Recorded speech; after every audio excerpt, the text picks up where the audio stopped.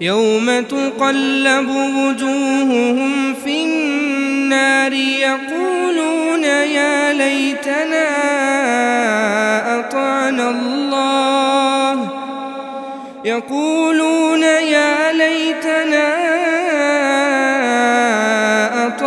الله وأطعنا الرسولا وقالوا ربنا إنا أطعنا سادتنا وكبراءنا السلام عليكم ورحمة الله وبركاته.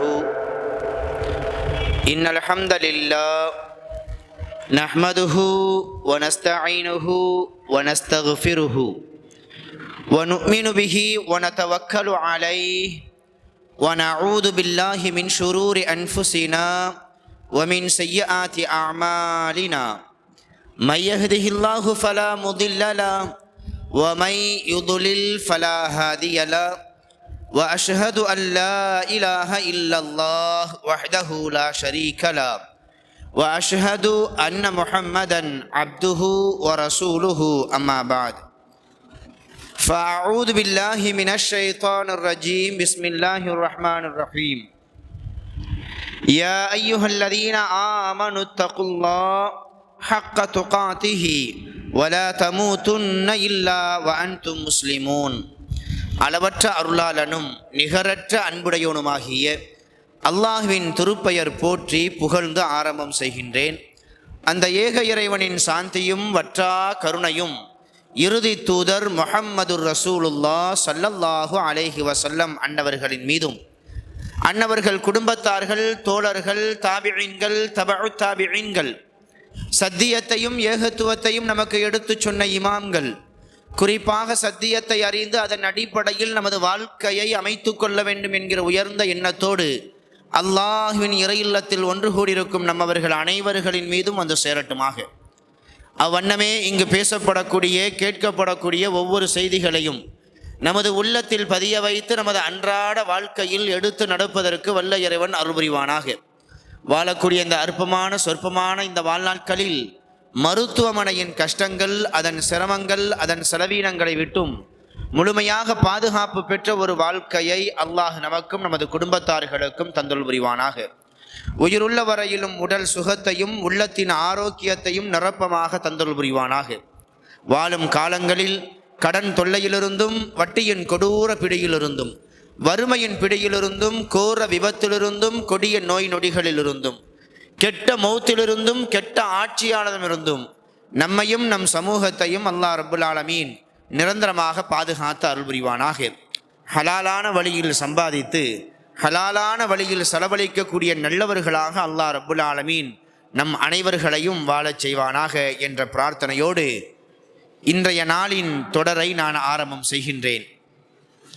அன்பிற்கினிய அருமையான பெருமக்களே, குர்ஆன் சுன்னா கூறும் அழகிய உபதேசம் என்கிற தலைப்பின் கீழ் இன்றைக்கு நாம் 3வது நாள் இரவு தொழுகையை தொழுது முடித்துவிட்டு சில உபதேசங்களை கேட்பதற்காக வேண்டி நாம் இங்கு குழுமியிருக்கிறோம்.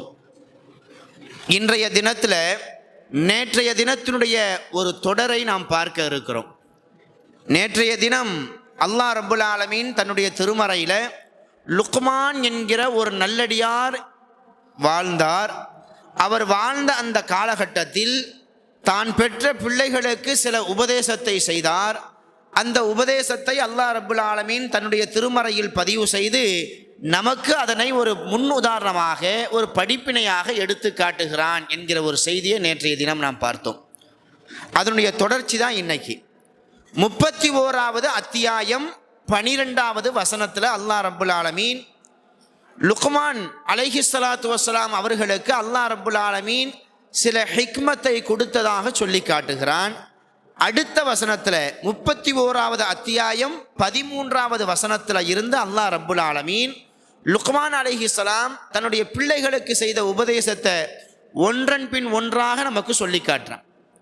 31வது அத்தியாயம் 13வது வசனத்தில் இருந்து அந்த 13வது வசனத்தில் அல்லாஹ் என்ன சொல்றான்னா, லுக்மான் அலைஹிஸ்ஸலாம் தன்னுடைய பிள்ளைகளுக்கு செய்த முதல் உபதேசமே என்ன அப்படின்னா, அல்லாஹ்விற்கு இணை கற்பிக்காதீர்கள். இதுதான் ரொம்ப முக்கியமானது. நாம் பெற்ற பிள்ளைகளுக்கு எதை சொல்லி கொடுக்குறோமோ இல்லையோ, முதல்ல எதை சொல்லி கொடுத்தரணும்? வாழும் காலங்களில் அல்லாஹ்விற்கு இணை கற்பிக்காமல் வாழ வேண்டும். தன்னுடைய வணக்க வழிபாடுகளை அல்லாஹ்விற்கு மட்டுமே செலுத்த வேண்டும். எந்த ஒரு மனிதன் உலகத்தில் வாழும் பொழுது இணை வைத்தவனாக வாழ்ந்து அதே நிலையில் மரணிக்கிறானோ அந்த மனிதனுக்கு அல்லாஹ் தன்னுடைய மக்ஃபிரத்தை ஹராமாக்கி விடுகிறான். இந்த உலகத்தில் பிறந்து பெரும் பாவங்கள் செய்து இறுதி நேரத்தில் மனம் வருந்தி திருந்தி நல்லவர்களாக மாறிவிட்டால் அல்லாஹ் மன்னித்து விடுவான். வாழும் காலங்களில் நல்லவர்களாக வாழ்ந்து மரணிக்கக்கூடிய சமயத்தில் குஃப்ரோ ஷிருக்கோ பெரும் பாவங்களோ செய்து விட்டார்கள் என்றால் அதுதான் மிகப்பெரிய ஒரு கை சேதம்.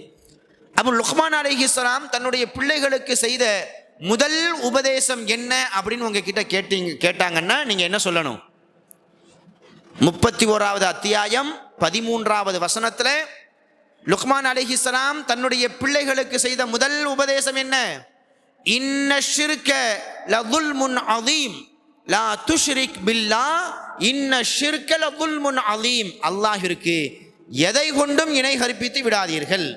இணை கற்பித்தல் மிகப்பெரிய ஒரு பாவம் என்பதாக சொன்னாங்க. அடுத்து 14வது வசனம் 15வது வசனத்தில் அல்லாஹ் ரப்புல் ஆலமீன் என்ன செய்வான்னா பெற்றோர்களை பற்றி சொல்லுவான். லுக்மான் அலைஹிஸ்ஸலாத்து வஸலாம் அவங்கள தான் சொல்லிக்கிட்டே வரான். இடையில 14வது அத்தியாயம் 14வது வசனம் 15வது வசனத்தில் பெற்றோர்கள்ட்ட நம்ம எப்படி நடந்துக்கணும், பெற்றோர்களுக்கு நம்ம செய்ய வேண்டிய கடமைகள் என்ன, அவங்களுக்கு நம்ம என்னென்ன உபகாரங்கள் செய்யணும், எந்த விஷயத்தில் கட்டுப்படணும் எந்த விஷயத்தில் கட்டுப்படக்கூடாது அப்படின்ற ஒரு விஷயத்தை 14, 15வது வசனத்தில் சொல்லிட்டு மறுபடியும் 16வது வசனத்தில் இருந்து லுக்மான் அலைஹிஸ்ஸலாம் தன்னுடைய பிள்ளைகளுக்கு செய்த உபதேசத்தை இன்னும் தொடர்ச்சியாக நமக்கு சொல்லி காட்டுவான். இரண்டாவதாக லுக்மான் அலைஹிஸ்ஸலாம் தன்னுடைய மகனுக்கு செய்த உபதேசத்தை பாருங்க. 31வது அத்தியாயம் 15வது வசனம் என்ன உபதேசம் செய்கிறாங்க தெரியுமா? யா புனைய, என் அருமை மகனே, இன் தகு மிஸ்கால ஹப்பத்தின் மின் ஹர்தலின் ஃபதகுன் ஃபி ஸஹ்ரத்தின் அவு ஃபி ஸமாவாத்தி அவு ஃபில் அர்த். நாம் பெற்ற சிறு பிள்ளைகளுக்கு தூங்கக்கூடிய சமயத்தில் சில கதைகளை சொல்லி நம்ம தூங்க வைப்போம் பாருங்க. அந்த மாதிரி சமயங்களில் லுக்மான் அலைஹிஸ்ஸலாத்து வஸலாம் அவர்கள் தான் பெற்ற பிள்ளைகளுக்கு செய்த இந்த உபதேசத்தை நமது பிள்ளைகளுக்கு சொல்லணும்.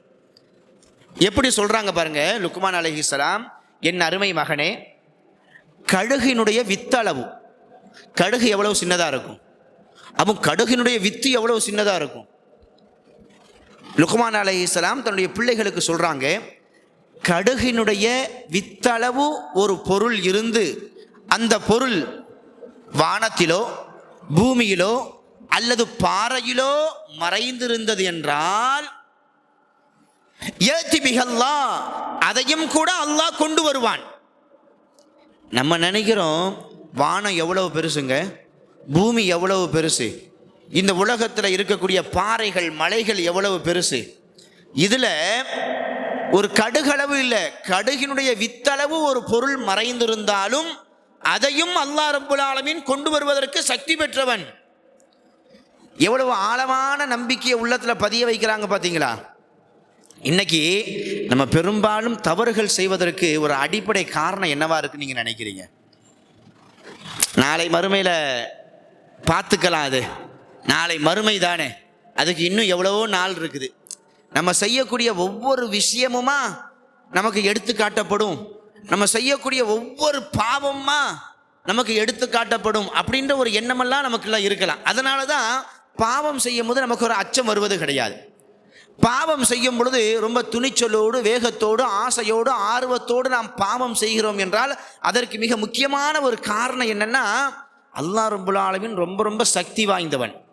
அல்லாஹ் ரப்புல் ஆலமீன் எப்படிப்பட்ட சக்தி வாய்ந்தவன்னா, வானம் பூமி பாறைகள் இதுக்குள்ள ஒரு கடுகினுடைய வித்தளவு ஒரு பொருள் மறைந்திருந்தாலும் அதையே கொண்டு வருவதற்கு சக்தி பெற்றவன்.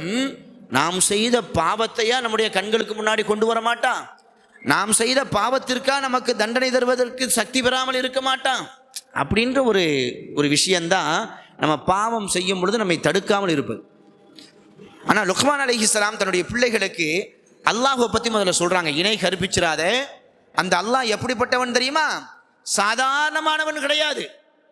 இந்த உலகத்தில் உள்ள சில மதங்கள், சில கோட்பாடுகள் எல்லாம் தெய்வங்களை ரொம்ப பலவீனப்படுத்தும். எந்த அளவுக்கு அப்படின்னா, இறைவனால் படைக்கப்பட்ட படைப்பினங்களே அந்த இறைவனை கட்டுப்படுத்தக்கூடிய அளவிற்குண்டான ஒரு பலவீனமான ஆள் தான் அந்த இறைவன் அப்படின்ற மாதிரிலாம் சுட்டி காமிக்கப்படும். உதாரணத்துக்கு திருக்குறள் இருக்கு பாருங்க.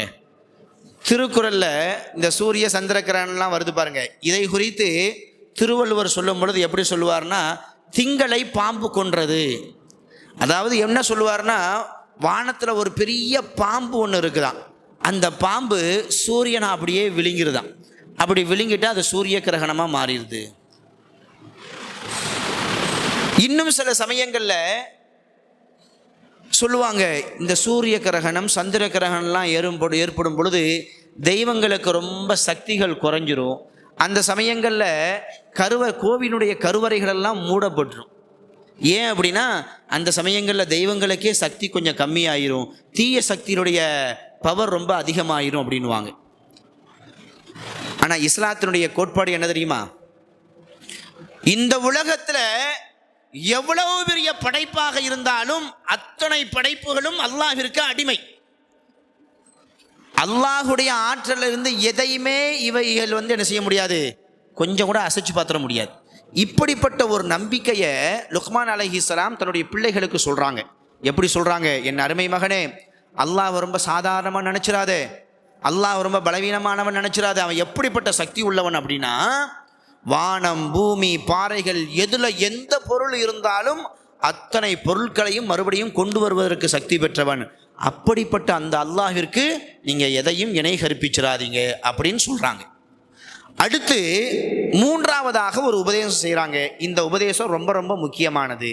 இது பெரியவர்களுக்கும் சரி, நாம் பெற்ற பிள்ளைகளுக்கும் சரி, இந்த உபதேசத்தை நம்ம செஞ்சுக்கிட்டே இருக்கணும். என்ன உபதேசம் தெரியுமா? 31வது அத்தியாயம் 17வது வசனம். அடுத்த தொடர்ச்சியாக அல்லாஹ் சொல்கிறான், யா புனைய, லுக்மான் அலைஹிஸ்ஸலாம் தன்னுடைய பிள்ளைக்கு சொன்னாங்களா, என் அருமை மகனே, அகிமிஸ் ஸலாத், தொழுகையை நிலைநாட்டு. எந்த சந்தர்ப்பத்திலையும் தொழுகையை விட்டுறாத. தொழுகையை விட்டோம் அப்படின்னா எல்லா முசீபத்தும் நம்மளை என்ன செஞ்சிடும், தூத்திக்கிறோம். தொழுகைதான் எல்லா விதமான பரக்கத்திற்கும் அடித்தளம். தொழுகைதான் எல்லா விதமான சோதனைகளுக்கும் வெற்றியை பெற்றுத்தரக்கூடிய தலம் எதுதான்? தொழுகைதான். தொழுகையை மட்டும் நம்ம விட்டுறவே கூடாது. ஸல்லல்லாஹு அலைஹி வஸல்லம் அவங்க சொல்லுவாங்க, ஒரு மனிதன் அல்லாஹ்வை நெருங்குவதற்கு பலவிதமான இபாதத்துகள் இருக்குதுங்க.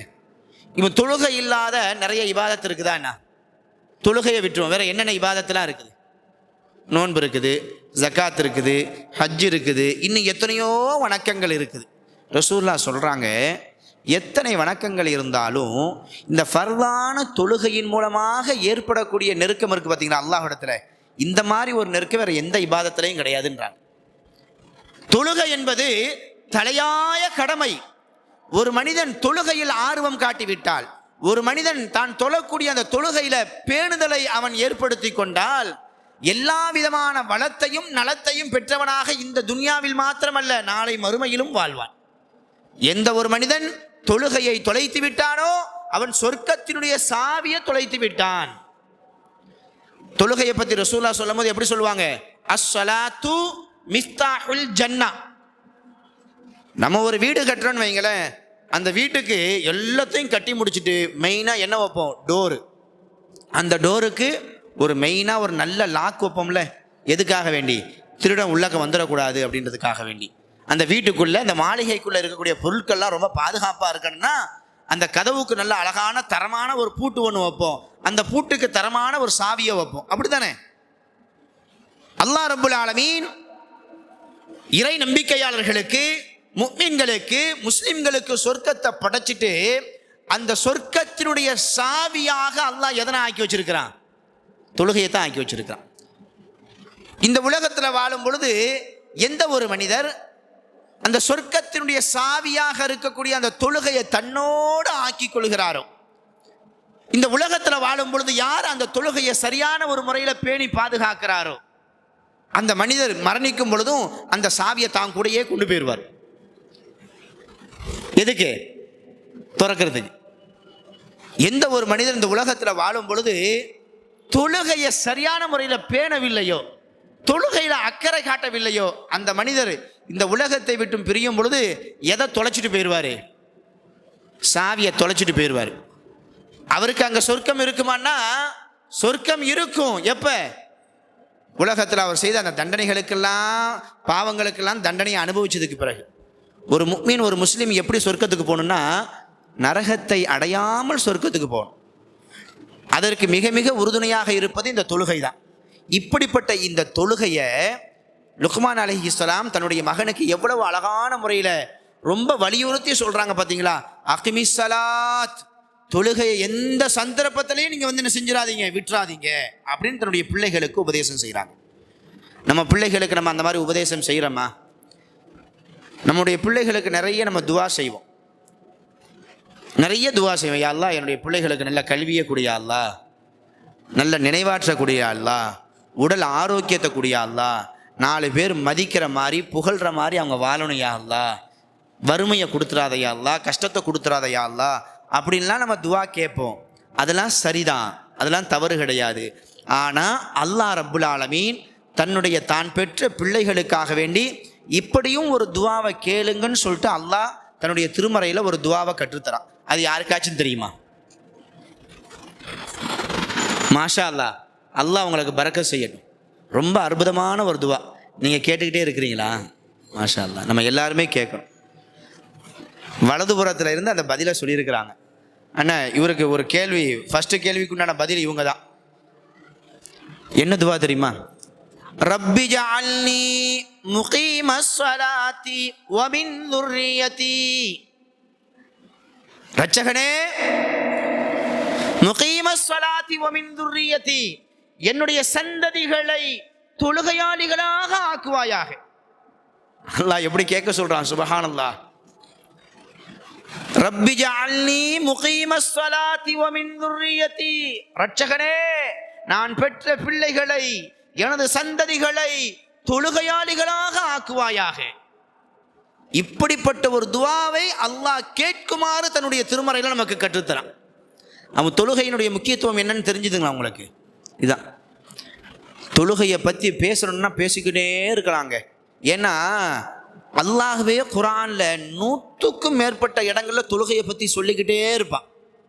மற்ற எந்த வணக்கத்தை பற்றியும் என்ன செய்யலை, இந்த அளவுக்கு வலியுறுத்தி சொல்லலைங்க. தொழுகையை பற்றி அவ்வளவு சொல்றான். காரணம் என்ன? தொழுகை தான் முதன்மையானது. ஒரு மனிதர் இஸ்லாத்துக்கு வந்துட்டாருன்னு வைங்களேன், அடுத்த கடமை அவர் மீது எது கடமையாயிரும்? தொழுகை கடமையாயிரும். நம்மள நிறைய பேர் செய்யக்கூடிய தவறு இதாங்க. சில பேர் என்ன செய்வாங்கன்னா, இது எல்லாத்துக்குமே உண்டான ஒரு இயல்பு தான், இதை நம்ம மாற்றிக்கணும். ஃபஜ்ரு தொழுகாமல் தூங்கிடுவார். ஃபஜ்ரு தொழுகாமல் தூங்கிட்டா லுஹர் தொழுகையை அடைவார். உடனே அவருடைய நினப்பு, ஷைத்தான் வந்து இப்படி ஒரு எண்ணத்தை போடுவான், நீ என்ன லுஹர் தொழுகைக்கு போகிற, ஃபஜ்ரு தொழுகையே நீ தொழுகலை, உனக்கு என்ன லுஹர் தொழுகை, போ அதை விட்டுட்டு போ. உடனே அவர் நினைப்பார், ஆமாம் நம்ம தான் ஃபஜ்ரு தொழுகலையே, ரொம்ப முக்கியமான தொழுகை ஃபஜ்ரு தொழுகை, எதுக்கு நம்ம லுஹர் தொழுகை, சரி விட்டுருவோம். அப்புறம் அசர் வரும், ஃபஜ்ரு லுஹரே தொழுகலை, அசரை தொழுது என்னத்தை கண்டோம், அசரையும் விட்டுருவார், மகரிபையும் விட்டுருவார், இஷாவையும் விட்டுருவார். மறுநாள் வரும், நேற்று ஃபுல்லாக தொழுகவே இல்லை, இன்னைக்கு மட்டும் தொழுது என்ன ஆக போகுது அப்படின்னு ஒரு நாள் ஒரு வக்து தொழுகையை விடுவார். அது ஒரு நாள் மாறும், ஒரு நாள் ஒரு வாரமாக மாறும். கடைசியில் சரி பின்னாடி பார்த்துக்கலாம், ரொம்ப வேலைப்படுவாக இருக்குது, கொஞ்சம் ரெஸ்ட் எடுத்தது, ரொம்ப கொஞ்சம் ஓய்வுலாம் வந்ததுக்கு பின்னாடி தொழுதுக்கலாம் அப்படின்ற மாதிரி தொழுகையே விட்டுருவாங்க. இப்படி சில பேர் இருக்கிறாங்க. இன்னும் சில பேர் என்ன செய்வாங்கன்னா, திடீர்னு அவருக்கு பயபக்தி வந்துடும். ஒரு மாதம் விசுக்கு விசுக்கு விசுக்குன்னு தொழுகுவார், அடுத்த மாதம் அவ்வளோதான் லீவ். இதுக்கு உதாரணமாக யாரை சொல்லலாம்? ரமதான் மாதத்தில் நம்மளையே சொல்லலாம், மற்றவங்கெல்லாம் சொல்ல தேவையில்லை, நம்மளையே வந்து என்ன செஞ்சுக்கிடுவோம், உதாரணமாக வச்சுக்கிடுவோம். ஃபர்லு தொழுகை என்ன, ஃபர்லு தொழுகை, இரவு தொழுகை என்ன, 8+3, நான் 20 தொழுகிறேன், 25 தொழுகிறேன், 30 தொழுகிறேன் ரமதானில். ரமதான் தாங்க முடியும், ஷவ்வால் பிறையத்தான் பார்ப்போம். சுபஹானல்லாஹ், இந்த பள்ளியை பார்க்க ரொம்ப பாவமாக இருக்கும். இப்போ எவ்வளோ செழிப்பாக இருக்குது பார்த்தீங்களா? இன்றைக்கே பாருங்கள் ரொம்ப கஷ்டமாயிடுச்சு. இன்றைக்கி பிறை எத்தனை? 3. நம்ம பள்ளியில் தொழுத சஃபினுடைய எண்ணிக்கையும் 3. மதரசாக்களில் சொல்லுவாங்க, பிறையை பார்க்கணுன்னா நீங்கள் வானத்தில் கூட பார்க்க தேவையில்லை, ஒவ்வொரு நாளும் இரவு தொழுகையை முடிச்சதுக்கு பின்னாடி உங்கள் பள்ளியினுடைய சஃப் அப்படியே எண்ணி பாருங்கள். ஃபஸ்ட்டு 30 இருக்கும், 29 இருக்கும், அப்படியே குறைஞ்சி அந்த சஃப்பை பார்த்து நீங்கள் பிறையை கன்ஃபார்ம் பண்ணிக்கலாம். கடைசியில் 27, அவ்வளோதான், அந்த பள்ளியே இடம் இருக்காத அளவுக்கு கூட்டம் கூடிரும். அப்படி இந்த மாதிரி இருக்கக்கூடாது. நம்ம ஒரு சின்ன அமல் செஞ்சால் ரசூலுல்லாஹ் சொல்லுவாங்க, அல்லாஹ்வுக்கு பிடித்தமான அமலில் ரொம்ப பிடித்தமான அமல் என்ன தெரியுமா? கொஞ்சமாக இருந்தாலும் அதை நிரந்தரமாக நம்ம செய்யணும். ரசூலுல்லாஹ் நமக்கு கற்றுத்தராங்க. சின்ன அமல் தான், ஆனால் அதை இன்னைக்கு செஞ்சுட்டு நாளைக்கு விட்டுறக்கூடாது, ஒரு வாரம் செஞ்சுட்டு அடுத்த 10 நாள் விட்டுறக்கூடாது. சின்ன அமலாக இருந்தாலும் அதை நாம் தொடர்ச்சியாக செய்யணும். இதை அல்லாஹ் விரும்புகிறான்னு சொல்லிட்டு ஸல்லல்லாஹு அலைஹி வஸல்லம் சொன்னாங்க. இரவு தொழுகை ரொம்ப அற்புதமான ஒரு தொழுகைங்க. அல்லாஹுடைய நெருக்கத்தை பெற்றுத்தரக்கூடிய வணக்கங்கள் ரொம்ப ரொம்ப முதன்மையானது. இப்படிப்பட்ட இந்த தொழுகையை சில மனிதர்கள் விசுக்குன்னு தொழுதுட்டு அப்படியே விட்டுருவாங்க, பின்னாடி பார்த்துக்கலாம் அப்படின்னு. இன்னும் சில பேர் இருக்கிறாங்க, அல்லாஹ் பாதுகாக்கணும், தொழுகவே மாட்டிருக்கிறாங்க. உலக விஷயத்தில் எவ்வளவு ஆர்வம் காட்டுறாங்க தெரியுமா? ஜும்மாக்கு பாங்கு சொல்லிடுவாங்க, கடையை திறந்து வச்சு வியாபாரம் பண்ணிக்கிட்டு இருக்கிறாங்க. எப்போ போய் ஜாயின் பண்ணுறாங்க தெரியுமா? அங்கே இமாமு 2வது குத்துபாவை முடிக்கும் போது இவங்க கரெக்டாக ஏதோ ஒரு அலாரம் வச்சுருக்கிறாங்களா என்னன்னு தெரியலை, அல்லது இவங்களுக்கே ஏதாச்சும் வகி வருதான்னு கூட தெரியலை. அவர் இமாம் அங்கே 2வது குத்துபாவை முடிக்கும் பொழுது இவர் காட்டக்கூடிய ஆர்வம் இருக்கு பாருங்க, எல்லாத்தையும் முடிட்டு டக்குன்னு அங்கே போய் வந்து என்ன செஞ்சிருவார், போய் சேர்ந்துருவார். தொழுகையை விட்டுட்டா நமக்கு அந்த வியாபாரம், அப்படிப்பட்ட அந்த வியாபாரத்திலேயே நமக்கு பரக்கத்து இருக்குது நம்ம நம்புகிறோம். அல்லாஹ் குர்ஆன்ல சொல்கிறான், இதா நூதிய லிஸ்ஸலாத்தி மீ யௌமில் ஜும்ஆத்தி ஃபஸஉ இலா திக்ரில்லாஹ் வதருல் பை'. ஜும்மா தொழுகைக்காக வேண்டி அழைப்பு கொடுக்கப்பட்டால் நீங்கள் வியாபாரத்தை விட்டுருங்க, தொழுகையின் பக்கம் விரைந்து வாருங்கள் சொல்லிட்டு அல்லாஹ் குர்ஆன்ல சொல்கிறான். ஆனால் நம்ம மக்களில் சில பேர் எப்படி இருக்கிறாங்க, அவன் சொல்கிறபடி சொல்லட்டும், அப்போ தானே கஸ்டமரே வர்றாங்க. கறி வாங்கிறதுக்கும் அது வாங்கிறதுக்கும் இது வாங்கிறதுக்கும் கஸ்டமர் அந்த சமயத்தில் தானே வராங்க. அதை விட்டுட்டு எப்படி போகிறது? லாபங்கள் குறைஞ்சிருமே, முதலீடு நஷ்டப்பட்டுருமே அப்படின்னு நம்ம நினைக்கிறோம். இல்லைங்க, அல்லாஹும் அல்லாஹுடைய ரசூலும் ஒரு விஷயத்தை தடுத்துட்டாங்கன்னு வைங்களேன், தடுத்த விஷயத்தில் இருந்து நம்ம பொருளாதாரத்தை ஈட்டணும்னு நினைக்கிறது முட்டாள்தனம். அல்லாஹ் தடுத்த ஒரு விஷயத்தில், அல்லாஹ் தடுத்த ஒரு பொருளில், அல்லாஹ் தடுத்த ஒரு நேரத்தில் பொருளாதாரத்தை நாம் எவ்வளவுதான் ஈட்டினாலும் அதில் பரக்கத்து இருக்காது. இதுதான் சத்தியம். அல்லாஹ் தடுத்த விஷயத்தில் பரக்கத்து இருக்குமா? பரக்கத்துனா இன்னைக்கு இதுதான் பெரிய பிரச்சனை. இன்னைக்கு நம்ம மக்கள் என்ன நினைக்கிறாங்கன்னா, பெருசாக இருந்தால் போதும், நிறைய இருந்தால் போதும் அப்படின்னு நினைக்கிறாங்க. பெருசாக நிறைய இருந்தால் அதில் நிம்மதி கிடைச்சிருமா? அதில் ஆரோக்கியம் கிடைச்சிருமா? அதில் மன அமைதி கிடைச்சிருமா? உண்மையிலேயே மன அமைதி மன நிம்மதி எதில் இருக்குதுன்னு நினைக்கிறீங்க? பரக்கத்தில் தாங்க இருக்குது. சில மனிதர்களுடைய வாழ்க்கை ரொம்ப ஆச்சரியமாக இருக்குங்க. சில மனிதனுடைய வாழ்க்கை ரொம்ப கஷ்டப்படுவார், தினக்கூலியாக இருப்பார், அன்னைக்கு உழைச்சி அன்னைக்கு சாப்பிடுவார், ஆனால் அவருடைய முகத்தில் ரொம்ப பெரிய சந்தோஷம் இருக்கும். யாரையும் ஏமாற்ற மாட்டாருங்க, அடுத்தவனுடைய சொத்துக்கு ஆசைப்பட மாட்டார், கை நீட்டு ஒரு 10 ரூபா கடன் வாங்கிட்டா நைட்டு நிம்மதியாக தூங்க மாட்டார். ஏன்? அவருடைய சிந்தனையில், ஐயோ கடனை வாங்கிட்டோமே, கடனை திருப்பி கொடுக்கணுமே, கடனை திருப்பி கொடுக்காம மரணமாயிட்டா ஜன்னத்தே ஹராம்ல. சில பேர் அப்படி இருக்கிறாங்க. அந்த மாதிரி மனிதர்கள்லாம் இருக்கிறதுனால தான் அல்லாஹ் ரப்பல் ஆலமீன் தன்னுடைய கருணையை இன்னும் விசாலமாக நமக்கு தந்துக்கிட்டே இருக்கிறான். அல்லாஹுடைய அச்சத்தோடு வாழக்கூடியவர்கள் இருக்கிறாங்க. கடன் விஷயத்தில் ரொம்ப கவனமாக இருக்கணுங்க. பின்னாடி இன்ஷா அல்லாஹ் சொல்லக்கூடிய அந்த உபதேசத்தில் அந்த கடன் விஷயமும் வரும். இன்னைக்கு கடனை ரொம்ப சர்வசாதாரணமாக நம்ம நினச்சிக்கிட்டு இருக்கிறோம். சில பேர்லாம் சில மக்கள்கிட்ட கைமாத்தா நாளைக்கு தரேன், அடுத்த வாரம் தரேன் அப்படின்னு சொல்லிட்டு வாங்கிடுறாங்க. வாங்கிட்டு அடுத்த வாரம் தரேன்னு சொல்லிட்டு அடுத்த மாதம் அடுத்த வருஷம் இல்லைங்க, 5 வருஷம் 6 வருஷமாக இழுத்தடிக்கிறாங்க. அல்லாஹுடைய அச்சம் வேண்டாம். ரசூல் ஸல்லல்லாஹு அலைஹி வஸல்லம் அவங்க அல்லாஹ்ட்ட ரொம்ப அழுது கேட்ட பிரார்த்தனையில், பாதுகாப்பு கேட்ட பிரார்த்தனைகளில் இதுவும் ஒன்று.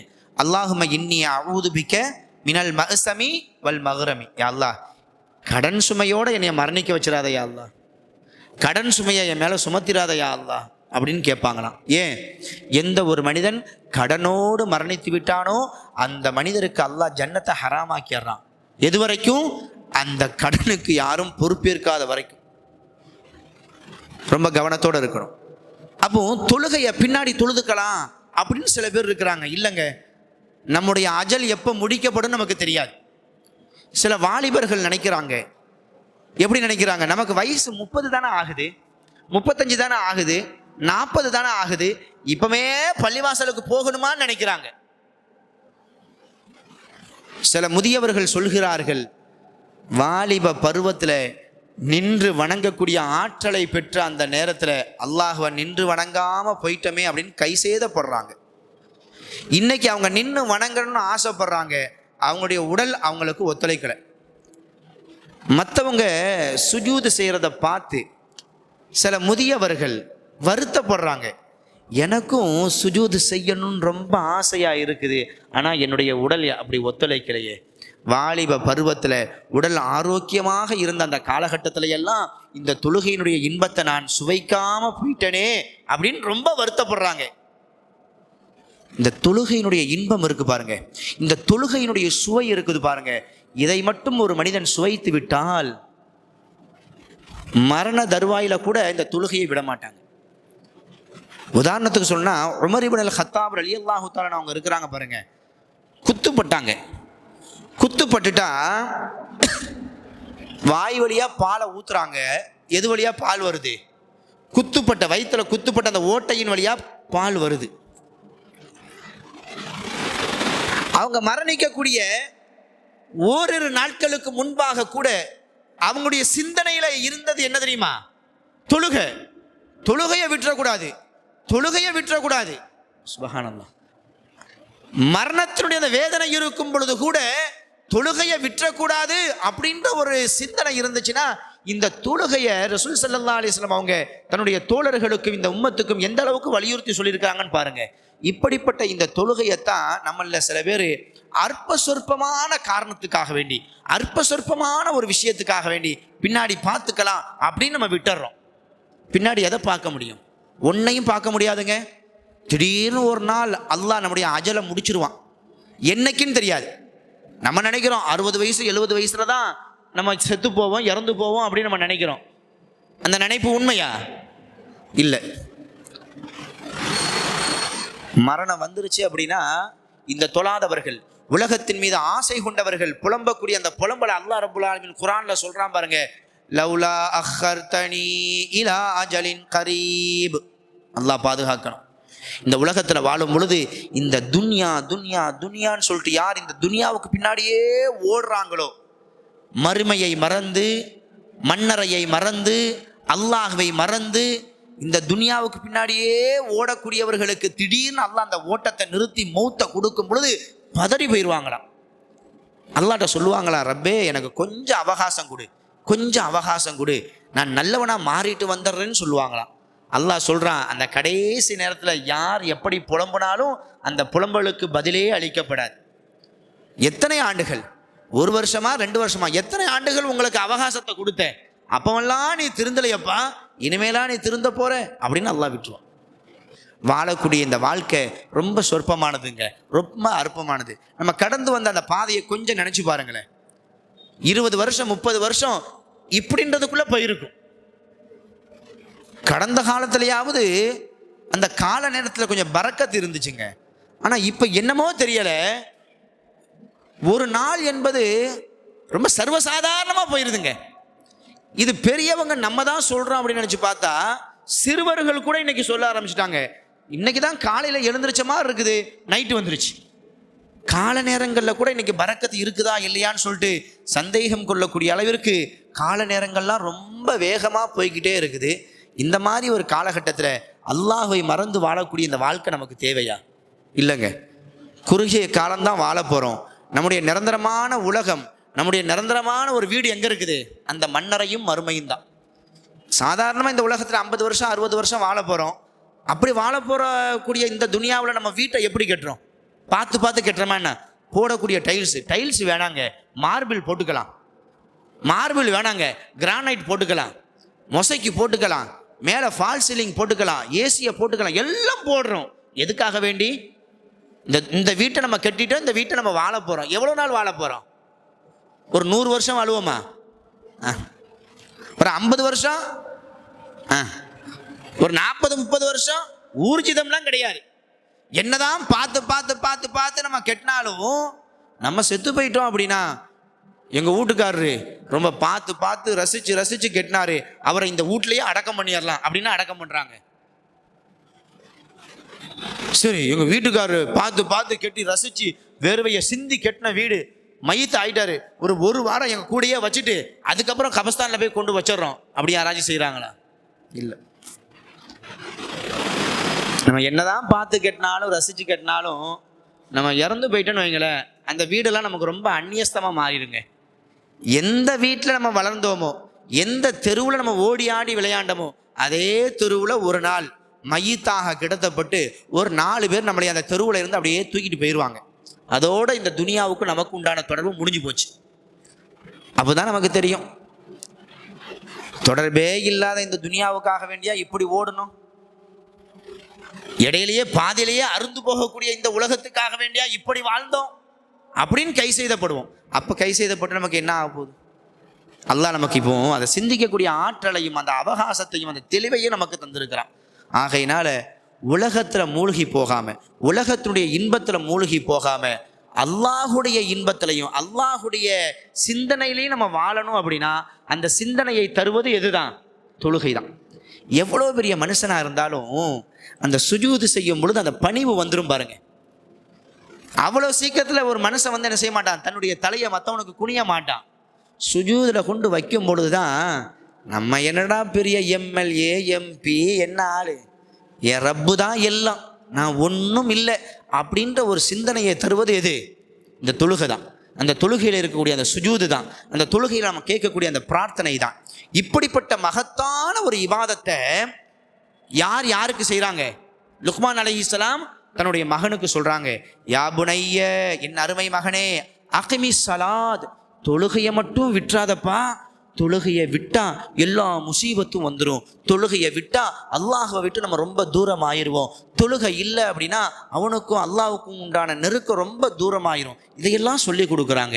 இந்த உபதேசத்தை நம்முடைய உள்ளத்தில் பதிய வச்சு நம்ம பிள்ளைகளுக்கு நம்ம சொல்லணும், எப்பா தொழுகையை விட்டுறாதப்பா, தொழுகை தாம்பா ஒரு முஸ்லீமுடைய அடையாளம், தொழுகை தாம்பா நாளை மறுமையில முதல் கேள்வி. ஆகையினால தொழுகையை எந்த காரணத்தை கொண்டு விட்டுறாதன்னு சொல்லிட்டு நாம் நமது பிள்ளைகளுக்கு செய்யக்கூடிய உபதேசத்தில் மிக முக்கியமான உபதேசமாக எது இருக்கணும்? இந்த தொழுகையும் இருக்கணும். இன்ஷா அல்லாஹ் நம்ம செய்யலாமா? இன்னும் சில உபதேசத்தை லுக்மான் அலைஹிஸ்ஸலாம் தன்னுடைய பிள்ளைகளுக்கு சொன்னாங்கன்னு சொல்லிட்டு அல்லாஹ் சொல்றான். அதையெல்லாம் நாளைய தினம் நாம் தொடர்ச்சியாக நாம் பார்க்கலாம்.